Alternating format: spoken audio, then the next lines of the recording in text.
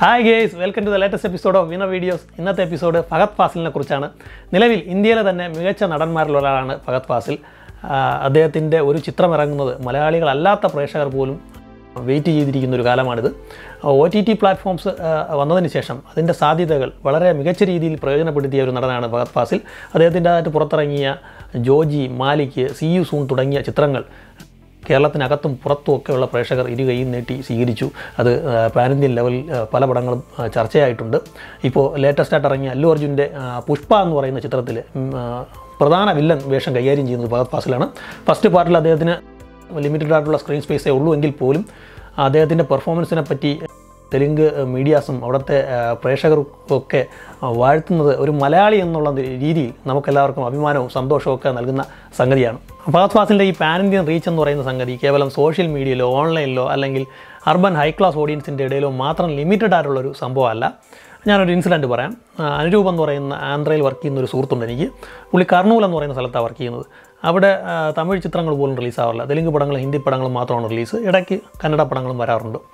അവിടെ പുള്ളി പുഷ്പ കാണാൻ പോയപ്പോൾ ഫഹദ് ഫാസിലിൻ്റെ എൻട്രിക്ക് കിട്ടിയ കയ്യടിയും തിയേറ്റർ റെസ്പോൺസും ഒക്കെ വേറെ ലെവലായിരുന്നു എന്നാണ് പറഞ്ഞത്. അപ്പോൾ സാധാരണ പ്രേക്ഷകർക്കിടയിൽ പോലും ഫഹദ് ഫാസിൽ അവിടെ സ്വീകാര്യനായിട്ടുണ്ട്. അദ്ദേഹത്തിൻ്റെ വരാനിരിക്കുന്ന 2 ചിത്രങ്ങൾ പുഷ്പ പാർട്ട് 2ഉം കമൽഹാസൻ്റെ വിക്രം എന്ന് പറയുന്ന ചിത്രവുമാണ്. അപ്പോൾ കരിയറിൻ്റെ ഒരു മികച്ച ബേസിലൂടെയാണ് ഇപ്പോൾ ഫഹദ് ഫാസിൽ കടന്നു പോയിക്കൊണ്ടിരിക്കുന്നത്. അപ്പോൾ ഇതുവരെയുള്ള അദ്ദേഹത്തിൻ്റെ കരിയർ നമുക്ക് ഈ വീഡിയോയിലൂടെ ഒന്ന് അനലൈസ് ചെയ്ത് നോക്കാം. മലയാള സിനിമയിലെ ലെജൻഡറി ഡയറക്ടറായ ശ്രീ ഫാസിലിൻ്റെ മകനാണ് ഫഹദ് ഫാസിൽ എന്ന് എല്ലാവർക്കും അറിയാം. 1992 റിലീസായ ഫാസിലിൻ്റെ മമ്മൂട്ടി ചിത്രം പപ്പയുടെ സ്വന്തം അപ്പൂസ് എന്ന് പറയുന്ന ചിത്രത്തിൽ ചെറിയൊരു ചൈൽഡ് ആർട്ടിസ്റ്റ് വേഷം ചെയ്തുകൊണ്ടാണ് ഫഹദിൻ്റെ തുടക്കം. 97 കുഞ്ചാക്കോവിനെ അനിയത്തി പ്രാവിലൂടെ ഇൻട്രൊഡ്യൂസ് ചെയ്ത് ഒരു ട്രെൻഡ് സെറ്റർ ആക്കിയതുപോലെ സ്വന്തം മകനെയും 2002 കയ്യെത്തും ദൂരത്ത് എന്ന സിനിമയിലൂടെ അദ്ദേഹം ഇൻട്രൊഡ്യൂസ് ചെയ്യുന്നു. നിർഭാഗ്യവശാൽ പടം ബോക്സ് ഓഫീസിൽ ഒരു ദുരന്തമാവുകയും ഫഹദിനൊരു മോശം നടനെന്നുള്ള പേര് കൈവരികയും ചെയ്യുന്നു.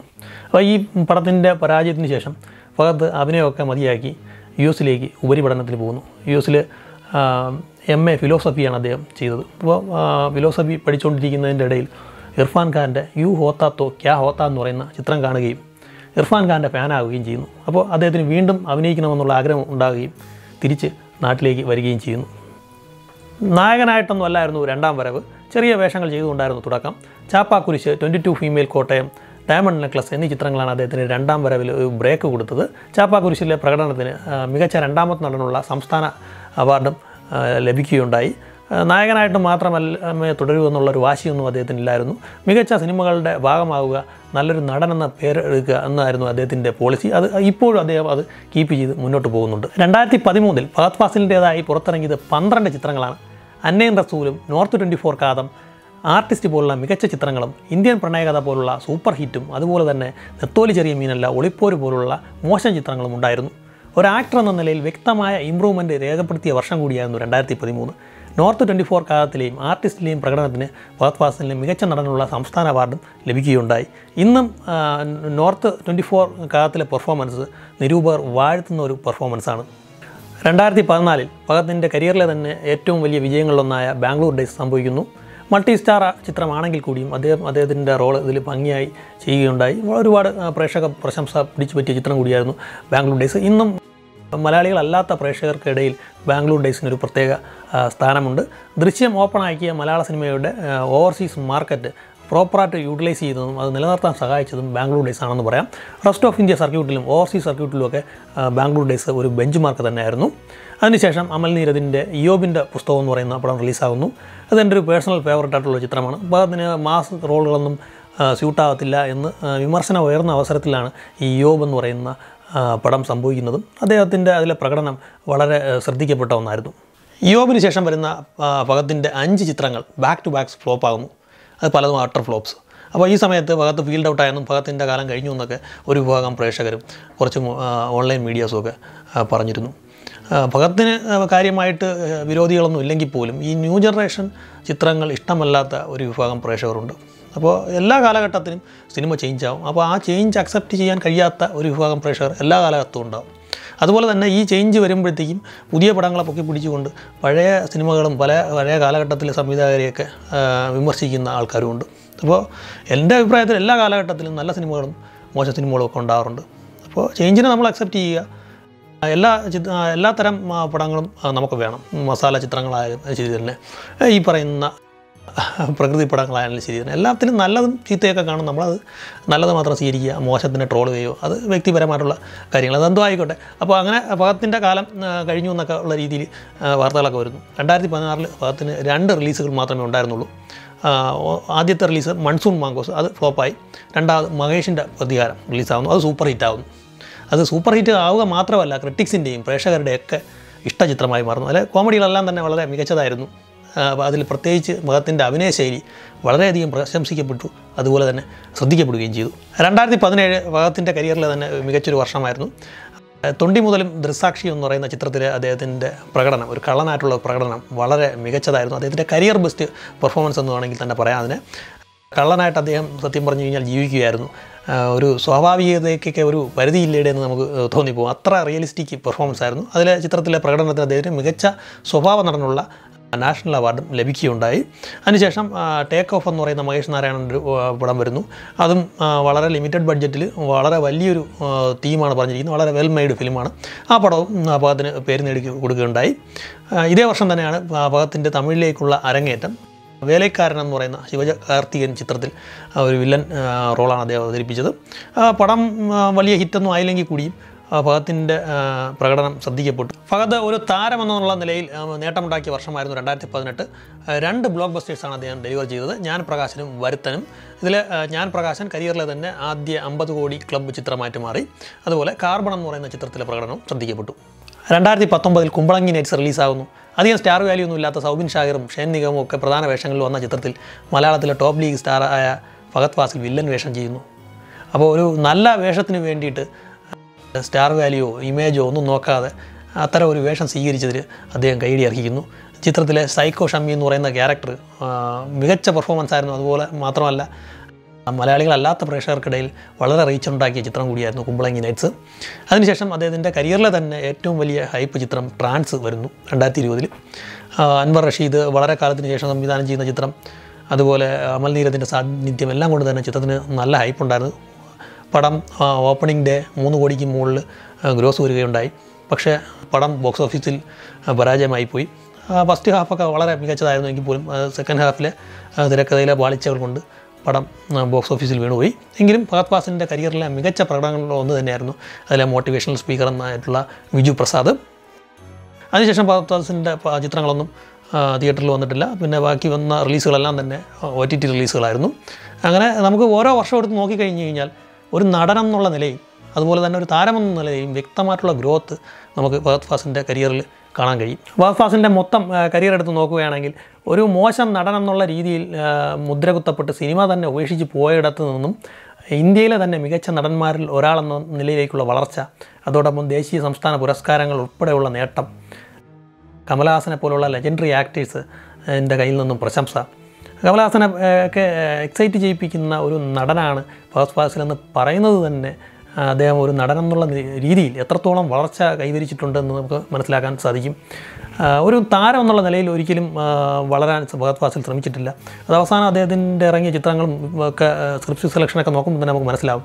വില്ലനെങ്കിൽ വില്ലൻ, സൈഡ് റോളെങ്കിൽ സൈഡ് റോൾ, എന്തെങ്കിലും പെർഫോം ചെയ്യാൻ പറ്റുന്ന വേഷങ്ങൾ മാത്രമേ അദ്ദേഹം സ്വീകരിക്കുന്നതായിട്ട് കണ്ടിട്ടുള്ളൂ. ഇനി ഫഹദ് ഫാസിലിൻ്റെ അഭിനയം നമ്മൾ ശ്രദ്ധിച്ചു കഴിഞ്ഞാൽ കാണുമ്പോൾ നമുക്ക് വളരെ സിമ്പിളായിട്ട് തോന്നും, അത് ആർക്ക് വേണോ ചെയ്യാൻ പറ്റുമെന്ന് നമുക്ക് തോന്നും. എന്നാൽ അങ്ങനെയല്ല.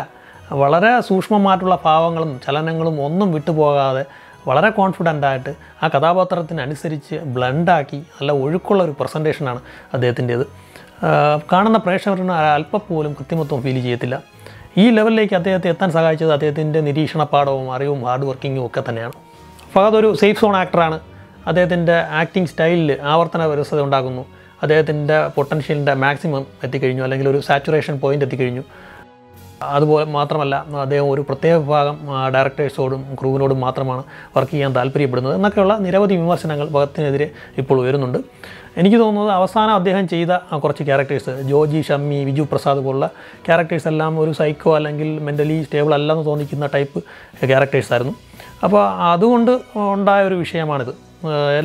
ഈ എല്ലാ ക്യാരക്ടേഴ്സിലും കോമൺ ആയിട്ടുള്ള കുറച്ച് ഷെയ്ഡ്സ് ഉണ്ട്. അപ്പോൾ ഒരു മനുഷ്യനെന്നുള്ള നിലയിൽ കുറച്ച് ലിമിറ്റേഷൻസ് എല്ലാവർക്കും ഉണ്ട്. ആ ലിമിറ്റേഷൻസിനുള്ളിൽ നിന്നുകൊണ്ട് മാത്രമേ ഫഹദിനും അഭിനയിക്കാൻ സാധിക്കുകയുള്ളൂ. ഇപ്പോൾ മോഹൻലാലിൻ്റെ തന്നെ ആറാം തമ്പുരാനും നരസിംഹവും രാവണപ്രഭുവും ഒക്കെ എടുത്ത് നോക്കിക്കഴിഞ്ഞാൽ ഒരേ ടൈപ്പ് ക്യാരക്ടേഴ്സാണ്. അപ്പോൾ ഒരു സക്സസ്ഫുൾ ആയിട്ടുള്ളൊരു ഫോർമുല ഒരു പടം വിജയിക്കുമ്പോൾ അതേ ടൈപ്പ് സാധനങ്ങൾ വീണ്ടും ഉണ്ടാക്കാൻ സംവിധായകരും പ്രൊഡ്യൂസേഴ്സും ഒക്കെ ശ്രമിക്കാറുണ്ട്. അത് ഇൻഡസ്ട്രിയിലുള്ള ഒരു കാലങ്ങളായിട്ടുള്ള ഒരു ട്രെൻഡാണ്. അപ്പോൾ എന്നാൽ ഒരു തികച്ചും വ്യത്യസ്തമായിട്ടുള്ളൊരു ക്യാരക്ടർ കഴിയുമ്പോഴത്തേക്കും ഇവർ ഈ സ്റ്റൈൽ ഓഫ് ആക്ടിങ് മാറ്റുകയും ചെയ്യും. ഇനി ഇങ്ങനെ ഒരേ ടൈപ്പ് ക്യാരക്ടർ വരുമ്പോൾ ഒന്നുകിൽ നമ്മൾ ഗെറ്റപ്പ് ചേഞ്ച് ചെയ്യുക, അല്ലെങ്കിൽ ഭാഷാ ശൈലിയിൽ വ്യത്യാസങ്ങൾ കൊണ്ടുവരിക ഒക്കെ ആണ് സാധാരണ ചെയ്യാറുള്ളത്, ഒരു വ്യത്യസ്തത കാണിക്കാൻ വേണ്ടിയിട്ട്. എങ്കിൽ പോലും കോമൺ ആയിട്ടുള്ള കുറച്ച് ഫീലിങ്സും കുറച്ച് സംഭവങ്ങളൊക്കെ കോമൺ ആയിട്ടുള്ള എല്ലാ ഈ ക്യാരക്ടേഴ്സിൽ കാണും. അത് ഒരു നടനം എന്നുള്ള നിലയിൽ എല്ലാവർക്കും ചെയ്തേ പറ്റുകയുള്ളൂ. ഒരു പ്രത്യേക ഒരു എൻ്റയർലി ഡിഫറൻ്റ് ആയിട്ടുള്ളൊരു ക്യാരക്ടർ കിട്ടുമ്പോൾ സ്റ്റൈൽ ഓഫ് ആക്ടിങ്ങും ഓട്ടോമാറ്റിക്കായിട്ട് മാറും. പിന്നെ ഭഗത്ത് ഒരു പ്രത്യേക വിഭാഗം ഡയറക്ടേഴ്സിനോടും കുറച്ച് ആൾക്കാരോടൊക്കെ മാത്രമാണ് വർക്ക് ചെയ്യാൻ കൂടുതൽ താല്പര്യം. സീനിയർ ഡയറക്ടേഴ്സിനൊന്നും ഡേറ്റ് കൊടുക്കുന്നില്ല എന്നൊക്കെ കേട്ടിട്ടുണ്ട്. അപ്പോൾ ഭഗത്തിനെന്നല്ല നമുക്കെല്ലാവർക്കും തന്നെ നമുക്ക് കംഫർട്ടബിളായിട്ടുള്ള ആൾക്കാരോട് വർക്ക് ചെയ്യാനായിരിക്കും കൂടുതൽ താല്പര്യം. വർക്കിംഗ് അറ്റ്മോസ്ഫിയർ എന്ന് പറയുന്നത് സിനിമയിൽ മാത്രമല്ല എല്ലാ മേഖലയിലും വളരെ ഇമ്പോർട്ടൻ്റ് ആണ്. ഭഗത്തിന് മാത്രമല്ല മിക്ക മലയാള നടന്മാർക്കും അവരുടേതായ ഒരു സർക്കിൾ ഓഫ് ഡയറക്ടേഴ്സും റൈറ്റേഴ്സും ഒക്കെ ഉണ്ട്. അപ്പോൾ അങ്ങനെയൊക്കെ ഉള്ളൊരു ഗ്യാങ്ങൊക്കെ ഉണ്ടെങ്കിൽ നമുക്ക് സിനിമയിൽ കുറച്ച് അധികം നാൾ സർവൈവ് ചെയ്ത് പോകാൻ സാധിക്കും. ഈ പറയുന്ന തിരുവനന്തപുരം ലോബി, കൊച്ചി ലോബി എന്നൊക്കെ കേട്ടിട്ടില്ല. അപ്പോൾ അങ്ങനെയുള്ള ഈ ലോബികളുമായിട്ടൊക്കെ ബന്ധപ്പെട്ട് നല്ല കാര്യങ്ങളും മോശം കാര്യങ്ങളും ഒക്കെ നടക്കുന്നുണ്ട്. അപ്പോൾ സിനിമ വലിയൊരു വ്യവസായമാണ്, കോടികൾ മുറിയുന്ന സംഭവമാണ്. അപ്പോൾ അതുമായിട്ട് ബന്ധപ്പെട്ട് ഇങ്ങനെയൊക്കെയുള്ള ഗ്രൂപ്പിസവും ലോബിയിങ്ങൊക്കെ സ്വാഭാവികമാണ്. പിന്നെ ദിലീഷ് ബോസൻ ഒരു ഇൻ്റർവ്യൂവിൽ പറഞ്ഞു കേട്ടിട്ടുണ്ട്, അദ്ദേഹം എഴുതി തീരുമ്പോഴത്തേക്കും ആ ക്യാരക്ടറിന് പറ്റിയ ഒരു നടനെ കാസ്റ്റ് ചെയ്ത് കഴിഞ്ഞാൽ 50% പണി തീർന്നു എന്ന് കേട്ടിട്ടുണ്ട്. അപ്പോൾ അയാൾ എഴുതി തീർന്ന് ഈ ഭഗത് അദ്ദേഹത്തിൻ്റെ ക്യാരക്ടറിന് സ്യൂട്ടാണെന്ന് തോന്നിയതുകൊണ്ടായിരിക്കും അദ്ദേഹം വീണ്ടും ഭഗത്തിനെയൊക്കെ കാസ്റ്റ് ചെയ്യുന്നത്, അദ്ദേഹത്തെ പോലുള്ള സംവിധായകർ കാസ്റ്റ് ചെയ്യുന്നത്. പിന്നെ പഴയ സംവിധായകർക്ക് ഡേറ്റ് കൊടുക്കുന്നില്ല എന്ന് പറയുന്നുണ്ട്. കാലത്തിനനുസരിച്ച് അപ്ഡേറ്റ് ആകാത്ത ആൾക്കാർക്ക് ബന്ധത്തിൻ്റെ പേരിൽ ഡേറ്റ് കൊടുക്കുന്നത് പ്രൊഫഷണലി ശരിയല്ല, അത് സ്വയം കുഴി തോണ്ടുന്നതിന് തുല്യം തന്നെയാണ്. മാസ് മസാല ചിത്രങ്ങൾക്കൊന്നും ഫഹദ് ഫാസിൽ അനുയോജ്യനല്ല, അദ്ദേഹത്തിന് റിയലിസ്റ്റിക് ചിത്രങ്ങൾ മാത്രമേ ചെയ്യാൻ കഴിയത്തുള്ളൂ എന്നൊക്കെ ഉള്ളൊരു വിമർശനം കേട്ടിട്ടുണ്ട്. ശരിക്കും അദ്ദേഹത്തിൻ്റെ കരിയറിൽ അധികം മാസ് മസാല പടങ്ങളൊന്നും അദ്ദേഹം ചെയ്തിട്ടില്ല. ചെയ്ത വരത്തിനും ഇയോബിൻ്റെ പുസ്തകമൊന്നും ഒരു കംപ്ലീറ്റ് മാസ് മസാലയുമല്ല. പക്ഷേ ഈ സിനിമകളിലെയൊക്കെ മാസ് രംഗങ്ങളും ആക്ഷൻ സീനുകളൊക്കെ അദ്ദേഹം വളരെ മികച്ച രീതിയിൽ കൈകാര്യം ചെയ്തിട്ടുണ്ട്. പ്രത്യേകിച്ച് എടുത്തു പറയേണ്ട അദ്ദേഹത്തിൻ്റെ ആക്ഷൻ രംഗങ്ങൾ വളരെ സ്റ്റൈലിഷാണ് കാണാൻ. ഒരു സ്വാഗും ആറ്റിറ്റ്യൂഡും മാനറിസവും ഒക്കെ ഉണ്ട്. അദ്ദേഹം ചെയ്യുന്ന അദ്ദേഹത്തിൻ്റെ ആക്ഷൻ മൂവ്മെൻറ്റ്സ് ആണെങ്കിലും ലുക്കാണെങ്കിലും സിഗരറ്റ് വലിക്കുന്ന രീതിയാണെങ്കിലും വളരെ നല്ലൊരു സ്വാഗുണ്ട് പുള്ളിക്ക്. അപ്പോൾ ഇനി വരാൻ പോകുന്ന പടങ്ങൾ പുഷ്പ പാർട്ട് 2, വിക്രമൊക്കെ വലിയ വമ്പൻ ക്യാൻവാസിലുള്ള ആക്ഷൻ മാസ് മസാലകളാണ്. അപ്പോൾ അതൊക്കെ ആ ചിത്രങ്ങളിലൊക്കെ ഈ വിമർശനത്തിന് നല്ല രീതിയിലുള്ള മറുപടി നൽകുമെന്ന് ഞാൻ പ്രതീക്ഷിക്കുന്നു. ഇനി എന്തായാലും നമുക്ക് ഫഹദ് ഫാസിലിൻ്റെ ബോക്സ് ഓഫീസ് ട്രാക്ക് റെക്കോർഡ് ഒന്ന് നോക്കാം. ഫഹദ് നായകനായ ടോട്ടൽ മലയാളം ഫിലിംസ് 38 എണ്ണം, അതിൽ 2 എണ്ണം ഓഫ് ബീറ്റ് ചിത്രങ്ങളാണ്, 4 എണ്ണം OTT റിലീസുകൾ. കൂടാതെ 3 ആന്തോളജി ഫിലിംസിലും ഫഹദ് ഭാഗമായിട്ടുണ്ട്. All time blockbusters 0, blockbusters 4 എണ്ണം, ബാംഗ്ലൂർ ഡേയ്സ്, വരത്തൻ, ഞാൻ Prakashan and Kumbalangi nights. Super ഹിറ്റുകൾ 5 എണ്ണം, ഡയമണ്ട് നെക്ലസ്, ഇന്ത്യൻ പ്രണയകഥ, മഹേഷിൻ്റെ പ്രതികാരം, തൊണ്ടിമുതലും, ദൃക്സാക്ഷിയും ആൻഡ് ടേക്ക് ഓഫ്. ഹിറ്റുകൾ 2, സെമി ഹിറ്റ് 1, ആവറേജ് ഫിലിംസ് 5 എണ്ണം, ഫ്ലോപ്പുകൾ 15, വിജയ ശതമാനം 34.3, ക്ലീൻ ഹിറ്റുകൾ 11. ഇനി ക്ലീൻ ഹിറ്റ് എന്നതുകൊണ്ട് ഉദ്ദേശിക്കുന്നത് ഹിറ്റിന് മുകളിലോട്ടുള്ള എല്ലാ വെഡിക്സുകളും കൂടെ ചേർത്തിട്ടാണ് അതിൻ്റെ എണ്ണം പറയുന്നത്. ഫഹദിൻ്റെ 4 OTT റിലീസുകളിൽ 3 എണ്ണവും സക്സസ് ആയിരുന്നു. അതിൽ ജോജിയും മാലിക്കും എക്സ്ട്രാ ഓർഡിനറി പെർഫോമൻസ് നടത്തിയവയാണ്. വ്യൂസ് ആണെങ്കിലും ശരി തന്നെ, റീച്ച് ആണെങ്കിലും ശരി തന്നെ, അതുപോലെ ക്രിട്ടിക്കലി നല്ല അപ്രീസിയേഷൻ ലഭിക്കുകയുണ്ടായി. ഒരു നടൻ എന്ന രീതിയിലും ഒരു സ്റ്റാർ എന്നുള്ള രീതിയിലും OTT റിലീസുകൾ കൊണ്ട് ഏറ്റവും കൂടുതൽ പ്രയോജനമുണ്ടാക്കിയൊരു നടനാണ് ഫഹദ് ഫാസിൽ. ഫഹദ് ഒരു നടൻ എന്നുള്ള നിലയിലും ഒരു താരമെന്നുള്ള നിലയിലും ഒക്കെ ഇനിയും ഒരുപാട് ഉയരങ്ങൾ കീഴടക്കട്ടെ എന്ന് ഞാൻ ആത്മാർത്ഥമായി ആശംസിക്കുന്നു. അതോടൊപ്പം തന്നെ ഇന്നത്തെ വീഡിയോയിൽ ഞാൻ പറഞ്ഞതിൽ എന്തെങ്കിലും അഭിപ്രായ വ്യത്യാസമോ തെറ്റുകളോ അല്ലെങ്കിൽ വിട്ടുപോയ എന്തെങ്കിലുമൊക്കെ സംഭവങ്ങളുണ്ടെങ്കിലോ ഒക്കെ നിങ്ങൾക്ക് കമൻറ്റ് ബോക്സിൽ രേഖപ്പെടുത്താം. മറ്റൊരു നല്ല വീഡിയോയുമായി സീ യു സൂൺ.